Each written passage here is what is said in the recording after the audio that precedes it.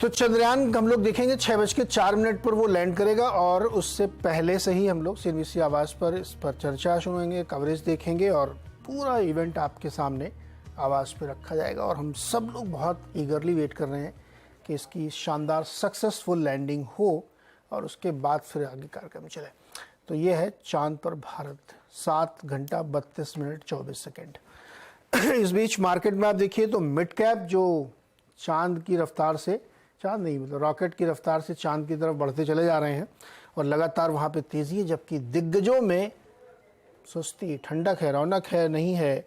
Nifty 18-20 point नीचे 19,378 पे टहल रहा बहुत दिनों से। बैंक निफ्टी भी बार बार 44,000 के आसपास जाने की कोशिश करता है लेकिन वापस आता है।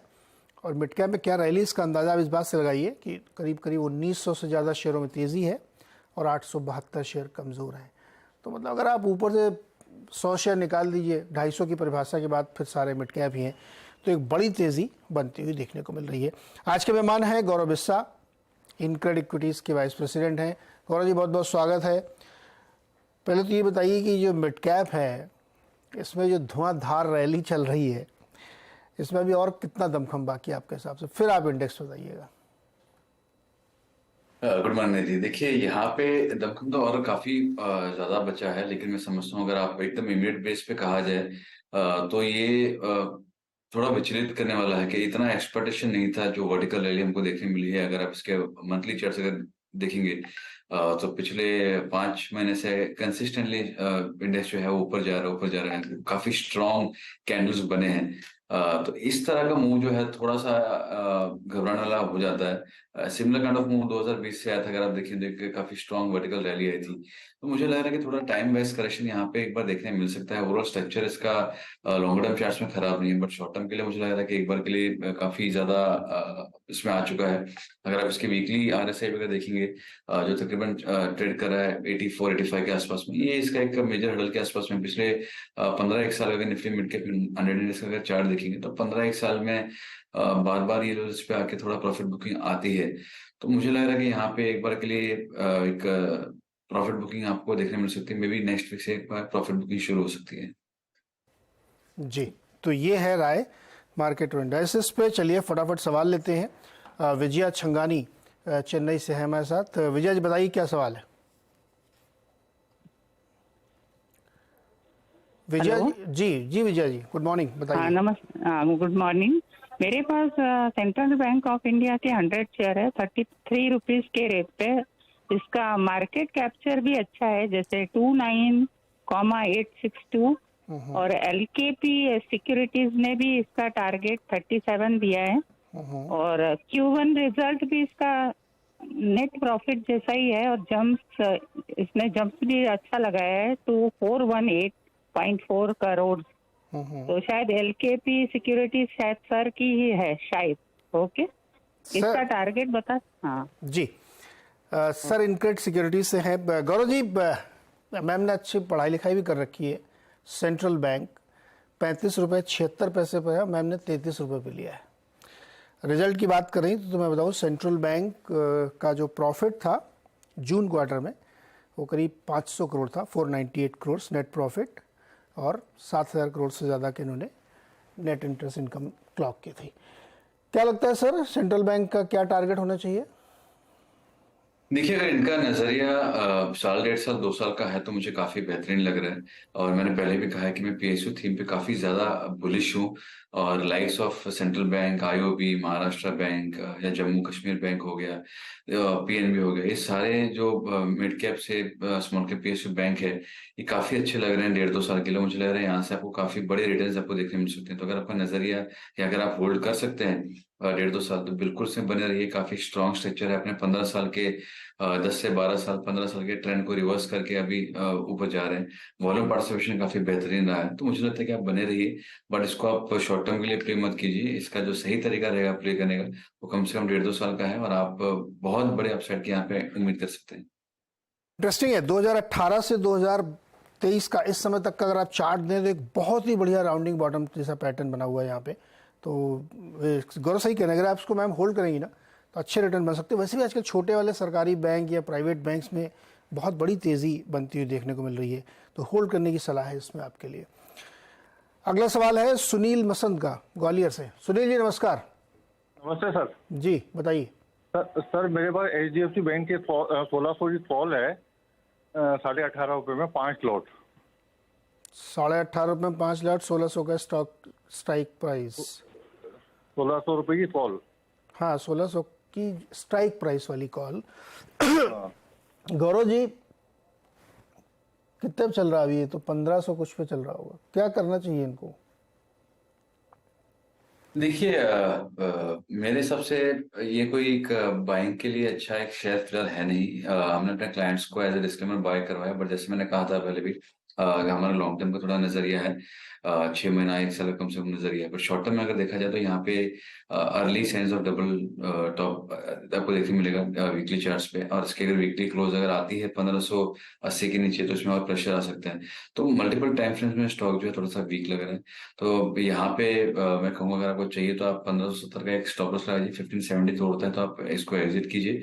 बट बियॉन्ड दैट मुझे यहाँ पे लग नहीं रहा है गिरते स्टॉक को या जो साइडवेज स्टॉक है जो परफॉर्म नहीं कर रहा है। अगर आप बैंकिंग स्पेस में अगर देखेंगे तो ICICI एक्सिस फिर भी परफॉर्म कर रहे हैं, HDFC बैंक परफॉर्म नहीं कर रहा है, उसमें आप ऑप्शन लेते हैं, बाइंग कर रहे हैं। तो मुझे लगता है कि एक काफी गलत अप्रोच होगी। अगर 1570 तोड़ता है एग्जिट कीजिए, 1-2 दिन में अगर अपसाइड नहीं आता है तो इसको एग्जिट कीजिए। 775 बचा है इनका 20 रुपये वाला। तो सुनील जी ध्यान रखिए, इसमें बहुत अच्छा नहीं लग रहा है, तो आपको इसमें से निकलना पड़ सकता है। एक आध दिन और देख लें क्या गौरव इसमें? जी क्या सवाल था आपका? कह रहा हूँ एक आध दिन और देखें, नहीं तो फिर एग्जिट लेना चाहिए। जी देखिए, मेरा हमेशा से ये एक थंब रूल रहा है कि अगर मैं कोई ऑप्शन बाय करता हूँ तो 3 या 4 दिन में अगर मेरे फेवर में नहीं आता तो मैं जनरली एग्जिट कर दूँ। क्योंकि आप टाइम वैल्यू देते रहते हैं, आप 5 दिन 7 दिन 10 दिन 15 दिन रख दोगे, फिर मोमेंटम आ भी गया तो पैसा बनता है नहीं। तो ऑप्शन बाय आप कर रहे हैं तो उसका सिर्फ एक ही कारण होना चाहिए कि तुरंत कोई एक्शन आपको या तुरंत उसका एक अपसाइड या डाउन साइड जो आपका फेवर में आएगी वो आनी चाहिए, तब उसमें आपको पैसा बनेगा। जितना समय लगेगा आने के लिए उतना कम प्रायोरिटी आपकी रहेगी पैसा बनने की। बिल्कुल। एक तो वैसे भी HDFC बैंक आजकल मोमेंटम में है नहीं, तो ऑप्शन में पैसा बनाना थोड़ा कठिन होगा। तो देखिएगा इसको भाई, इसमें से एग्जिट लेने की कोशिश करिएगा। अगला सवाल है मुनव्वर खान का, कुनकुटा धौलपुर से। बताइए मुनव्वर साहब क्या सवाल है? जी सर, मेरा वेदांता का 95 शेयर है 330 के हिसाब से, और एक नेट वेब का 53 शेयर है। कौन सा बैंक? IPO का मैंने लिया था, नेट वेब वाला। नेट वेब वाला। अरे भाई साहब इसमें तो आपके 100 रुपये निकल गए। 100 रुपये निकल गए। अब 236 का बचा है। एक मेरा उत्कर्ष बैंक का भी है। अरे सब रुको पहले एक एक करके ही। अब वेदांता में भाई इन्होंने 330 पे लिया है, वेदांता दिखाई, अभी 236 बचा है, लगभग 100 रुपये का नुकसान। क्या करना चाहिए गौरव वेदांता में? देखिए ओवरऑल स्ट्रक्चर में वेदांता का कहूँ तो एक रेंज में ही रहा है। और अगर आप इसके चार्ट्स भी अगर देखेंगे तो मल्टी ईयर हडल जो है वो उसकी आपको देखने मिलेगी आ रही है तकरीबन 350-60 के लिए। तो मैं समझूंगा कि यहाँ पे ऊपरी लेवल्स पे लेना बनता नहीं है। हैविंग सेड दैट डेली और वीकली टाइम फ्रेम में लोअर इस पे आ रहा है, लोअर टॉप लोअर बॉटम बना, तो ट्रेंड भी इसका वीक है। सिर्फ एक ही पॉजिटिव इसके अंदर है कि अपने मंथली चार्ट्स पे 100 एक्सपोनेंशियल मूविंग एवरेज के करीब है, 230 के। तो यहाँ पे ऐसा सच कुछ मुझे लग नहीं रहा है। आपके स्टॉप लॉसेस भी यहाँ पे अगर मैं कहूँ तो डीप ही रहेंगे, क्योंकि 210 का जो है वो उसका प्रीवियस स्विंग लो जो था मंथली चार्ट पे वो एक सपोर्ट के तौर पे रहेगा। तो यहाँ पे एक रेंज बाउंड है, आपको काफी समय लगेगा। यहाँ पे अगर उछाल अगर आती है और आपको फिर से शेयर जो है 280-290 के करीब देखने अगर मिलता है तो एग्जिट के मौके ढूंढिए। देखिए काफी सारे स्टॉक्स है, जैसे JSW है, जिंदल स्टील है, ये स्टॉक हिंडाल्को है, इन्होंने ब्रेकआउट्स देके काफी अच्छी अपसाइड दिखाई है। और ये जो है पिछले 1.5-2 साल से ये एक रेंज में ही रहा है। तो रेंज बाउंड स्टॉक को बाय करना, और वो भी हाइब्रिड होने के बावजूद भी रेंज बाउंड है, तो सही नहीं रहेगा। तो मेरे हिसाब से कोई उछाल अगर देखने मिलती है तो एग्जिट के मौके ढूंढिए। उछाल में इसमें से बाहर निकलिए भाई, ये बहुत थक गया है शेयर, अब चल नहीं पा रहा। अच्छा नेटवेब उत्कर्ष तो बहुत रिसेंट लिस्टिंग है गौरव, इसमें चार्ट पे कोई राय दे पाएंगे क्या आप? मुश्किल है, इसमें बहुत ही रिसेंट लिस्टिंग है ये। देखिए हाँ, रिसेंट लिस्टिंग में थोड़ा क्या मुश्किल होता है, तो मैं इसमें फिलहाल राय नहीं दे पाऊंगा। खान साहब इसको किसी दूसरे शो में लेंगे, क्योंकि हाल एकदम मतलब हफ्ते 10 दिन की 15 दिन की लिस्टिंग है, तो चार्ट पे कुछ दिखेगा नहीं, समझ में नहीं आएगा इस पर। अगला सवाल है नलिन जोशी का, इंदौर से। नलिन जी नमस्कार, बताइए। नमस्कार अनिल जी। जी। मेरे पास सर जीएसपीएल के शेयर हैं 500 शेयर 299 के। मेरा शॉर्ट टर्म व्यू 1 से 2 महीने में और रुक सकता हूँ क्या सर? इसमें कुछ संभावना है या मुझे निकल जाना चाहिए? गौरव जी, 1 से 2 महीने में ये लॉस रिकवर करके थोड़ा प्रॉफिट कमा पाएंगे या इसी समय निकले? देखिए, वीकली चार्ट पे 100 एक्सपोनेंशियल मूविंग एवरेज का सपोर्ट आ रहा है 268 पे। आप उसको स्टॉप लॉस रख लीजिए और उछाल मिलते तो एग्जिट कर लीजिए। देखिए, अगर आप जितना आपका नजरिया कम होता है कि मैं 1 महीना 2 महीना या 15 दिन का मेरा नजरिया है, तो आपको वही स्टॉक्स पकड़ने चाहिए जो मोमेंटम में रहेंगे या ऑलरेडी मोमेंटम में थे। यहाँ पे अगर आप देखें तो ये पिछले 5 या 6 महीने से अगर आप देखें तो एक रेंज में ही रहा है। अक्टूबर पिछले साल से अगर आप देखें तो मोटा मोटी रेंज में रहा है। तो रेंज बाउंड स्टॉक को आप बाय करते हैं, फिर एक्सपेक्ट करते हैं कि क्या इसमें एक 1.5 महीने में मोमेंटम आएगा, तो सही अप्रोच नहीं रहेगा, लॉजिकल चीज नहीं रहेगी। तो मैं कहूँगा आप 268 के स्टॉप लॉस से बने रहिए और ट्रेंड अगर सस्टेन अगर होता है तो थोड़ी बहुत अच्छा चांस आपको देखने मिल सकती है। ये जेएसपीएल मराया आपके लिए, ध्यान रखिएगा इसमें कैसे इसको प्ले अप करना है। विशाल शर्मा पटना से हमारे साथ जुड़ रहे हैं। विशाल जी नमस्कार, बताइए सर। हेलो, बोलिए विशाल जी, बोलिए। हाँ सर, एक्चुअली मैंने अरविंद का 120.1 पे 50 शेयर लिए थे और उसको मैं 120 पे 120 पर 50 शेयर अरविंद के और चल रहा अभी 173। कब तक रुकने का मूड है? जनवरी तक सर। जनवरी क्यों, दिसंबर क्यों नहीं?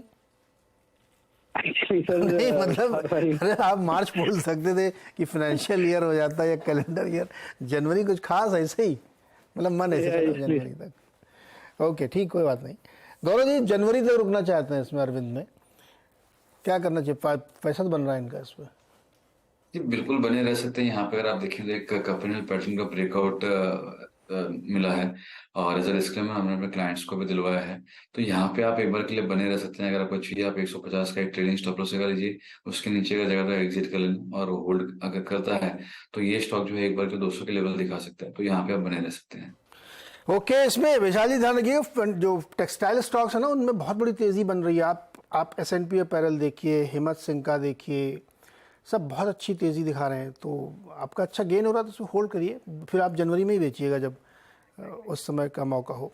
चलिए एक छोटा सा ब्रेक लेते हैं यहाँ पे, ब्रेक से लौट के आगे सिलसिला जारी रखेंगे और सवालों के जवाब लेंगे हॉटलाइन में। और अब यहाँ पे दर्शकों के सवालों के जवाब दे रहे हैं और अब सवाल लेते हैं मनोज जैन का आगरा से हमारे साथ जुड़ रहे हैं। मनोज जी नमस्कार, बताइए सर। नमस्कार सर, मेरे पास SBI के 5000 शेयर्स हैं at the rate of 480 buying है। ओके कितने दिन तक रुकने का मूड है? मैं लगभग 3 to 4 years होल्ड कर सकता हूँ और मेरे को एक्चुअली इसके टारगेट 900 के आसपास पर सेल करना चाह रहा हूँ। आपको क्यों लगता है कि 900 तक जाएगा? सर ये मेरा एक टारगेट है, अगर मेरा इस टारगेट पर नहीं आएगा मैं और आगे के लिए भी होल्ड कर सकता हूँ इसे। मतलब 900 पे ही बेचना चाहे जब आए, ऐसा? जी हाँ जी। मतलब 900 से कुछ खास 1000 कर दीजिए इसको, जब कभी भी तो 1000 राउंड फिगर में रखो ना भाई। नहीं मतलब ऐसा क्यों सोचा आपने? मतलब कोई पढ़ाई लिखाई की, कोई चार्ट पे देखा? हाँ, वो एक इन्वेस्टमेंट है मेरा, कोई टारगेट अचीव करना है इस पर्पज से। Okay good. तो समय की पाबंदी नहीं है मनोज जी को, लेकिन 900 रुपये का भाव चाहिए SBI में गौरव जी, और अभी भी इन्होंने बहुत मोटा पैसा बना लिया है। देखिए, अगर आप इसके मंथली चार्ट अगर देखेंगे तो 360-70 में एक अच्छा ब्रेकआउट था और ये तकरीबन आपको 10 साल का 12 साल का ब्रेकआउट आपको देखने मिला था। तो तब हमने अपने क्लाइंट्स को भी, फंड मैनेजर्स को भी ये पिच करवाया था, जहाँ पे मेरे टारगेट जो थे वो 700 के थे। तो मैं अभी भी जो फिलहाल प्ले कर रहा हूँ 700 750 के टारगेट प्ले कर रहा हूँ, जो आपको 1-1.5 साल में देखने मिल सकते हैं। उसके बियॉन्ड मैं फिलहाल रुकना चाहूंगा। मैं उस पर कमेंट नहीं कर पाऊंगा कि यहाँ से 900 या 1000 तुरंत होगा, क्योंकि ब्रेकआउट्स उससे काफी नीचे के थे। और अगर आप वहां बाय करते हैं, आप उसको राइड करते हैं तो एक अलग बात हो जाती है। बट यहाँ पे अगर आप कमेंट पूछेंगे तो मुझे फिलहाल यहाँ से 900 या 1000 का फिलहाल वो ट्रिगर नहीं दिख रहा है। आगे जाके अगर कुछ पैटर्न बनती है या कुछ और होता है तो बिल्कुल मैं इसमें देख पाऊंगा, लेकिन फिलहाल मुझे जो है यहाँ पे 760-700 के इसको प्ले कर सकते हैं। 760 तक के टारगेट इमीडिएटली विजिबल है, इमीडिएटली मतलब कुछ समय में आगे, 1-2 साल में, लेकिन 1000 तक के टारगेट चार्ट पर भी करना मुश्किल है। मनोज जी आपका आइडिया बहुत अच्छा है, इसमें खाली मैं एक ये बात जोड़ना चाह रहा था, प्राइस टारगेट और समय दोनों आपको फिक्स करने पड़ेंगे। कि या तो 900 रुपये आ जाए या 2 साल, जो पहले आ गया। क्योंकि दोनों का अगर आप इंतजार करेंगे तो आप अपने तय के 1000 में बेचेंगे चाहे जितने साल में है, तो मान लीजिए सपोज एग्जांपल के तौर पे 8 साल में आया, तो आप जो टाइम वैल्यू है ना वो भयानक नुकसान करेंगे। इसलिए दोनों चीज़ तय करनी चाहिए आपको, या तो 2 साल के अंदर ये हो जाए टारगेट, या पहले टारगेट हो जाए, जब भी हो जाएगा हम इसको बेचेंगे, तब आप ज़्यादा पैसे कमा पाएंगे। हमेशा हम लोग कहते हैं कि पोर्टफोलियो में भी चर्निंग करनी चाहिए। वो दिन चले गए जब एक बार लिया और 20 साल के लिए सो गए, क्योंकि बीच में जो बड़े मूव्स आते हैं, जैसे मान लीजिए ये आपका शेयर अचानक अभी मान लीजिए 700 रुपये हो जाए 6 महीने के अंदर, उसके बाद ये एक लंबा पॉज ले सकता है कि अगले 2 साल तक ये उसी 150 रुपये के बीच में घूमता रहेगा, तो you will miss the opportunity. तो इसलिए आप थोड़ा सा इसमें सोचिएगा, कोई बंदिश नहीं है, आप जो तय किया वो भी कर सकते हैं, लेकिन एक बेटर आइडिया होगा कि या तो टाइम और प्राइस दोनों एक साथ तय करिए कि जो पहले आ गया उस पर हम काम करेंगे। चलिए अगला सवाल लेते हैं फटाफट, और अनिल कुमार जी हैं लुधियाना से। अनिल जी नमस्कार, बताइए सर। नमस्कार सर, इंडिया पेस्टिसाइड 6 से 9 महीने के लिए। इंडिया पेस्टिसाइड्स के 6 महीने के लिए, 6 महीने ने बोला आपने, 216 रुपये पे चल रहा है अभी। गौरव जी 6 महीने में इंडिया पेस्टिसाइड क्या कमाल करेगा? देखिए आसार तो इसके कम लग रहे हैं। अगर आप इसके चार्ट से अगर देखेंगे तो जब से मुझे 2022 के आसपास के हिस्ट्री दिख रही है, वहां से कंसिस्टेंटली नीचे नीचे आ रहा है। एक बाउंस जरूर आता था फास्ट, फिर वहां से फिर नीचे आया है। यहाँ पे इसके जो अगले सपोर्ट्स है वो है 198 195 के। इसके नीचे अगर जाता है तो फिर डाउन ट्रेंड जो है वो कंफर्म होगा कि कंटिन्यूशन डाउन ट्रेंड आपको देखने मिलेगा। तो यहाँ पे मुझे लग नहीं रहा कि बहुत बड़ी अपसाइड आपको ऐसे तुरंत देखने मिल जाए, क्योंकि कोई पैटर्न ऐसा फिलहाल दिख नहीं रहा है। लेकिन हाँ, एक 195 का एक अच्छा सपोर्ट है जिसको आप स्टॉप लॉस बना के रख सकते हैं। क्योंकि स्टॉप लॉस बना के रखिए, और अगर वो नहीं आता तो उसमें से निकलिए, क्योंकि डाउन ट्रेंड हो जाएगा, मतलब फिर से एक बार गिरावट शुरू हो जाएगा, 190 नीचे गया। और ये बात सही है कि लिस्टिंग के बाद से इसने बहुत दुखी किया अपने निवेशकों को, कुछ पैसा बना के नहीं दिया, नीचे नीचे नीचे नीचे गया है। जबकि ऐसा कोई नहीं कि लॉस वॉस कर रहे हैं वो, लेकिन स्टॉक नहीं चल रहा है। तो इंडिया पेस्टिसाइड में कोई बहुत ज़्यादा बुलिशनेस है नहीं, इसको ध्यान दीजिएगा। उसके बाद कोशिश करिए कि जब भी हो तो फिर निकल लेगी। गौरव जी बहुत बहुत शुक्रिया जुड़ने के लिए, दर्शकों की मदद करने के लिए। आज के लिए फिलहाल इतना ही। और बैंक निफ्टी इस समय ग्रीन में ट्रेड कर रहा है, 25-28 पॉइंट ऊपर आ गया है, लेकिन मिड कैप की रैली और तेज हो गई है, 225 पॉइंट की मजबूती है। शानदार रैली मिड कैप स्टॉक्स में देखने को मिल रही है, और हमें लगता है कि आज चंद्रयान 3 के साथ साथ मिड कैप में भी वही जोश दिख रहा है।